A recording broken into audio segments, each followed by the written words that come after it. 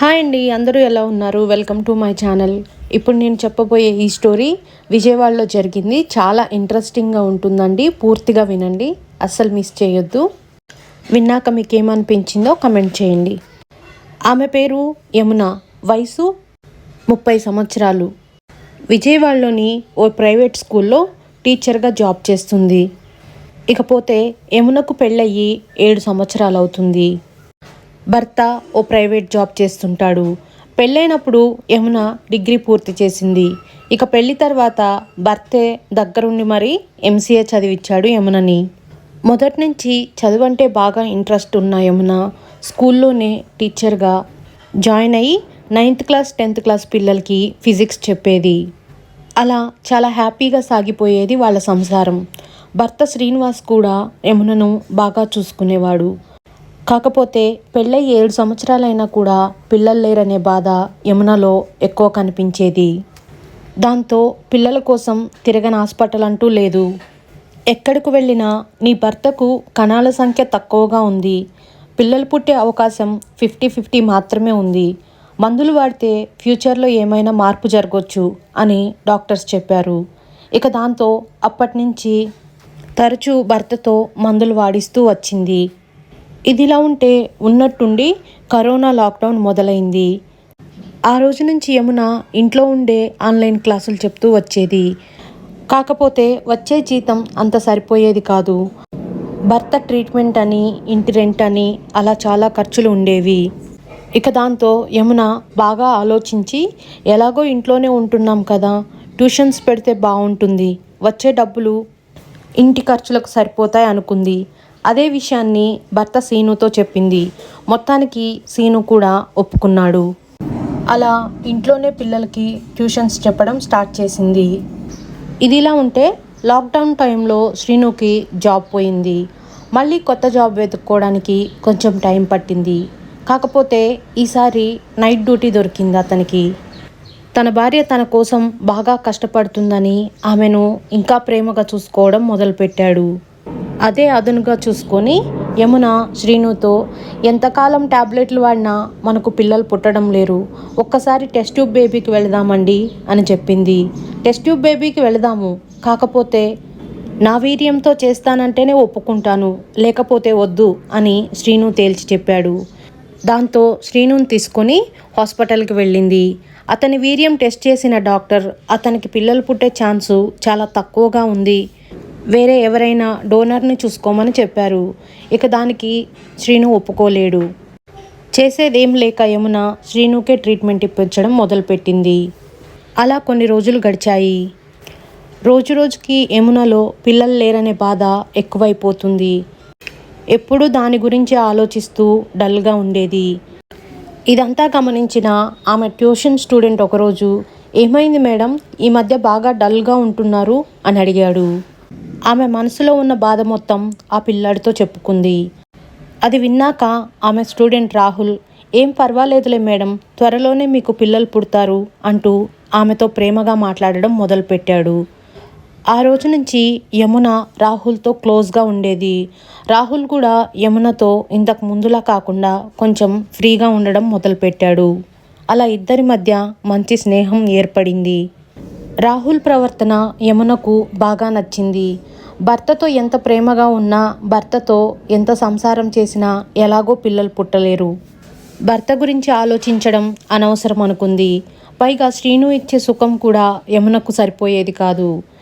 ఇదిలా ఉంటే తన స్టూడెంట్ రాహుల్ తను ఏం చెప్తే అది చేసేవాడు. అంతేకాకుండా యమున బాధపడుతుంటే చాలా ఫీల్ అయ్యేవాడు. అలా యమున పట్ల కేరింగ్గా ఉంటున్నాడనేసి యమున తన స్టూడెంట్ రాహుల్ని ఇష్టపడడం మొదలుపెట్టింది. అప్పుడే ఆమెకు మనసులో ఒక కోరిక కలిగింది. ఆమె భర్త వల్ల యమునకు ఎలాగో పిల్లలు కలగడం లేరు, కనీసం రాహుల్ వల్లైనా ఆ కోరిక తీర్చుకోవాలనుకుంది. ఇక దాంతో రాహుల్కి దగ్గర అవ్వడం మొదలుపెట్టింది. ట్యూషన్ కని వచ్చిన పిల్లలందరూ వెళ్ళిపోయే వరకు రాహుల్ని పంపించేది కాదు. అందరూ వెళ్ళాక చివరగా రాహుల్ని పంపించేది. రాహుల్ ముందు ఎక్స్పోజింగ్ చేస్తూ మెల్లిమెల్లిగా అతనిలో కోరికలు రేకెత్తిచ్చేది. దాంతో రాహుల్ కూడా యమునని ఇష్టపడడం మొదలుపెట్టాడు. ఒకరోజు శ్రీను డ్యూటీకి వెళ్ళాక రాహుల్కి ఫోన్ చేసి అర్జెంటుగా ఇంటికి రమ్మని చెప్పింది. దాంతో రాహుల్ రాత్రి 8 గంటల సమయంలో టీచర్ ఇంటికి చేరుకున్నాడు. ఏమైంది మేడం, సడన్గా ఫోన్ చేశారు అని అడిగాడు. తలంతా చాలా నొప్పిగా ఉంది రాహుల్, అసలు తట్టుకోలేకపోతున్నాను అంది. హాస్పిటల్కి వెళదామా మేడం అని అడిగాడు. ఈ సమయంలో హాస్పిటల్కి వద్దులే, అయినా ఇంత మాత్రం దానికి హాస్పిటల్ ఎందుకు, బామ్ రాసుకుంటే సరిపోతుంది. ఇదిగో కొంచెం ఈ బామ్ నా తలకు రాయవా అంటూ బామ్ని రాహుల్ చేతికిచ్చి రాహుల్ని అలా బెడ్రూమ్లోకి తీసుకెళ్ళింది. బామ్ రాపించుకునే వంకతో రాహుల్లో మరింత కోరికను పెంచింది. ఇక దాంతో వయసులో ఉన్న రాహుల్ అతని కోరికల్ని అదుపు చేసుకోలేకపోయాడు. చేసేదేం లేక అలా మేడంకి దగ్గరైపోయాడు. ఆ విధంగా 10th క్లాస్ చదువుతున్న తన స్టూడెంట్తో యమున తన కోరికలను తీర్చుకునేది. ఆ రోజు నుంచి రాహుల్తో కుదిరినప్పుడల్లా కలిసేది. ఎప్పుడైతే రాహుల్తో శారీరకంగా కలవడం మొదలుపెట్టిందో అప్పటి నుంచి భర్తను దూరం పెట్టడం స్టార్ట్ చేసింది.